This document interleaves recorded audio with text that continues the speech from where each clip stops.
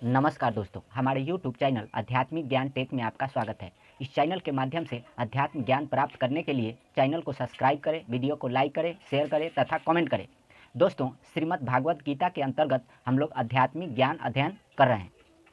तो गीता अध्याय 13 में इस शरीर के बारे में सब कुछ बताया गया है, जो कि हम लोग विस्तार पूर्वक समझेंगे कि इस शरीर के समस्त विभागों के बारे में सही सही बताया गया है। तो चलते हैं श्रीमद् भागवत गीता की तरफ और समझते हैं। गीता अध्याय 13 के श्लोक 1 में, हे अर्जुन, यह शरीर क्षेत्र इस नाम से कहा जाता है और इसको जो जानता है उसको क्षेत्रज्ञ, इस प्रकार उसके तत्वों को जानने वाले ज्ञानी जन कहते हैं। तो इस शरीर को क्षेत्र कहा जाता है और जो इस शरीर के समस्त विभागों को जानता है, शरीर के बारे में सही सही जानता है, उसको क्षेत्रज्ञ कहा जाता है। फिर गीता अध्याय 13 के श्लोक 2 में, हे अर्जुन, तू सब क्षेत्रों में क्षेत्रों को जानने वाला भी मुझे ही जान, और क्षेत्रज्ञ का विकार सहित प्रकृति और पुरुष का जो तत्व से जानना है वह ज्ञान है, ऐसा मेरा मत है। तो ये जो शरीर है विकार युक्त, इसको शास्त्र में कहा जाता है, और जो इस विकार युक्त शरीर को सही सही जानता है वह क्षेत्र को जानने वाला है और क्षेत्रज्ञ उसको कहा जाता है।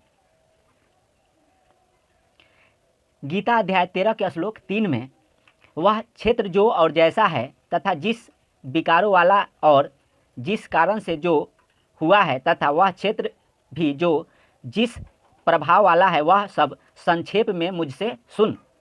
तो इस शरीर के बारे में भगवान विस्तार पूर्वक समझाए हैं, जो कि हम लोग समझेंगे। गीता अध्याय 13 के श्लोक 4 में, ऋषियों द्वारा बहुत प्रकार से कहा गया है और विविध वेद मंत्रों द्वारा भी विभाग पूर्वक कहा गया है तथा भली भांति निश्चय किए हुए युक्ति युक्त ब्रह्मसूत्र के पदों द्वारा भी कहा गया है। तो वेदांत दर्शन में भी इस शरीर के बारे में समझाया गया है। गीता अध्याय 13 के श्लोक 5 में, पंच महाभूत, तो जो पंच महाभूत है उसको कहा जाता है पृथ्वी, जल, अग्नि, वायु, आकाश। दूसरा है अहंकार। अहंकार भी 3 प्रकार का होता है, सात्विक अहंकार, राजस अहंकार और तामस अहंकार। बुद्धि भी 3 प्रकार की होती है, सात्विक, राजस, तामस।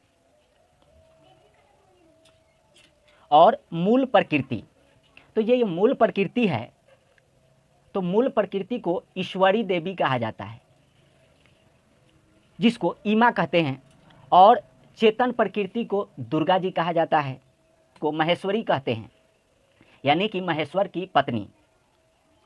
और विष्णु जी 60,000 दिव्य वर्ष तक तप करके महतत्व प्राप्त किए, उसको महालक्ष्मी जी कहते हैं।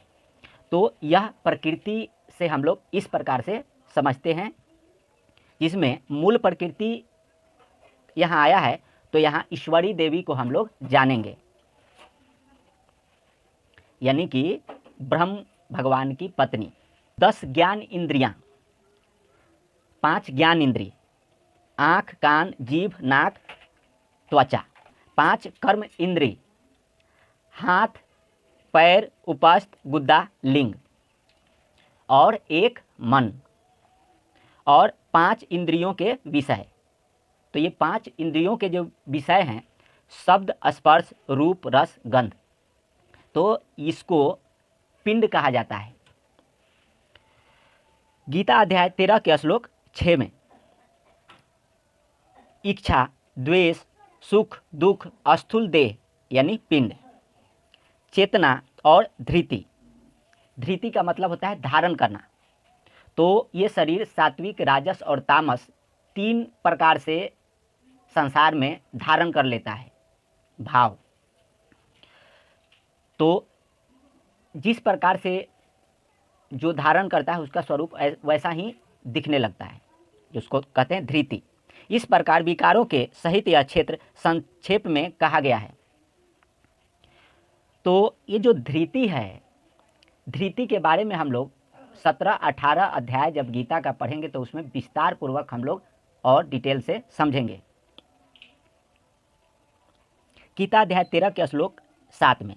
तो यह शरीर जो है विकारों वाला है और विकार युक्त होते हुए इसको क्या करना है और क्या नहीं करना है, कैसा स्वभाव करना है, इसमें भगवान बताए गीता अध्याय 13 के श्लोक 7 में। श्रेष्ठता के अभिमान का अभाव, दंभाचरण का अभाव, किसी भी प्राणी को किसी प्रकार भी न सताना, क्षमा भाव, मन वाणी आदि की सरलता, श्रद्धा भक्ति सहित गुरु की सेवा, बाहर भीतर की शुद्धि, अंतःकरण की स्थिरता और मन इंद्रियों सहित शरीर का निग्रह। तो इस प्रकार से शरीर को संयम में रखना है। और निग्रह का मतलब होता है अवरोध यानी रुकावट, यानी कि विषयों से अपने आप को बचाना। फिर गीता अध्याय 13 के श्लोक 8 में इस लोक और परलोक में संपूर्ण भोगों में आसक्ति का अभाव और अहंकार का भी अभाव, जन्म मृत्यु बुढ़ापा और सब प्रकार के दुखों से छूटने के लिए बार बार विचार करना। तो भगवान बताते हैं कि यह विकार युक्त जो शरीर है इसमें सब प्रकार के रोगों से ग्रसित है ये शरीर। और इस शरीर में जब तक हम लोग बने रहेंगे तब तक दुखों का सामना और 84 लाख जोनि और ये सब बना ही रहेगा। तो इससे छूटने के लिए बार बार विचार करना और विचार करके धर्म का आचरण करके परमात्मा के नाम का आसरा करके और यज्ञ के निमित्त जीवन जी करके सुकृत कर्म के फल का त्याग करके मनुष्य जन समुदाय छूट करके अमर लोक को प्राप्त कर सकता है। गीता अध्याय 13 के श्लोक 9 में पुत्र स्त्री घर और धन आदि में आसक्ति का अभाव, ममता का न होना तथा प्रिय और अप्रिय की प्राप्ति में सदा ही चित्त का सम रखना। तो इस संसार में ऐसा नहीं है कि हम लोगों को अच्छा अच्छा चीज़ ही मिलेगा और बुरे चीज़ का दर्शन नहीं करना पड़ेगा या दुखों का सामना नहीं करना पड़ेगा। यानी सुख दुख में भी अपने चित्त को सम करके भगवान का भजन करके परमात्मा के नाम का सुमिरन करके हम लोग यहाँ से छूट सकते हैं। गीता अध्याय 13 के श्लोक 10 में मुझ महेश्वर में अनन्य योग के द्वारा अव्यभिचारिणी भक्ति, एकांत और शुद्ध देश में रहने का स्वभाव और विषय आसक्त मनुष्यों के समुदाय में प्रेम का न होना। यानी कि दुराचारी लोगों से और विषय आसक्त पुरुषों से अपने आप को बचा करके भक्ति सुमिरन करने के लिए इसमें भगवान बता रहे हैं। और जो महेश्वर का जो सुमिरन इसमें बताया गया है अव्यभिचारिणी भक्ति, तो ये महेश्वर का जो नाम है ओम नाम है, इसके सुमिरन का तरीका विधि आपको आगे चल के बताया जाएगा, जो कि ये श्लोक में बताया जा रहा है कि कैसे करना है उसको। तो आगे चल के बताया जाएगा और सुमिरन भी सिखाया जाएगा को। तो किस प्रकार से कैसे सुमिरन करना है सीख करके हम लोग जरा मरण वृद्धावस्था और सब प्रकार के दुखों से छूट सकते हैं, जो कि इसमें बताया गया है।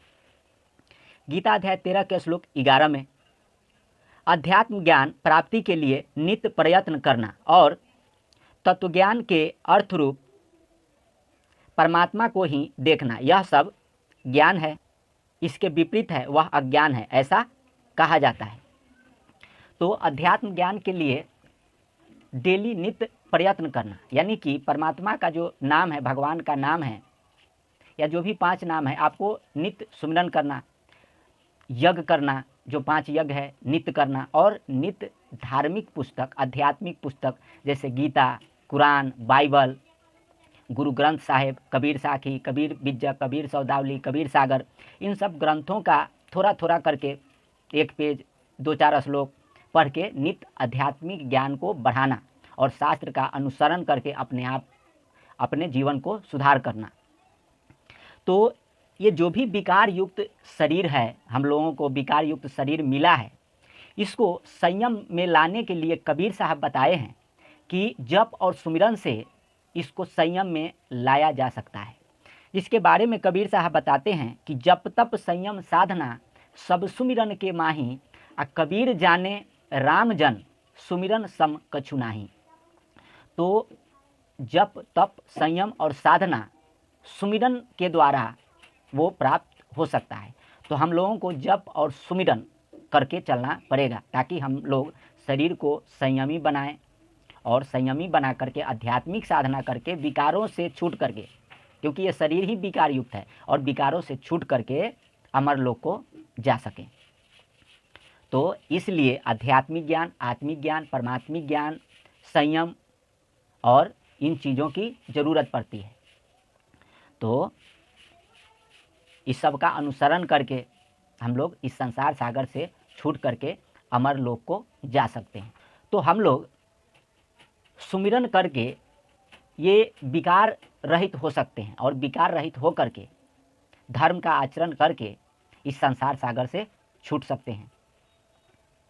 तो इस तरह के वीडियो को देखने के लिए हमारे YouTube चैनल को सब्सक्राइब करें, वीडियो को लाइक करें, शेयर करें, कमेंट करें। फिर मिलते हैं अगले वीडियो में, तब तक के लिए नमस्कार।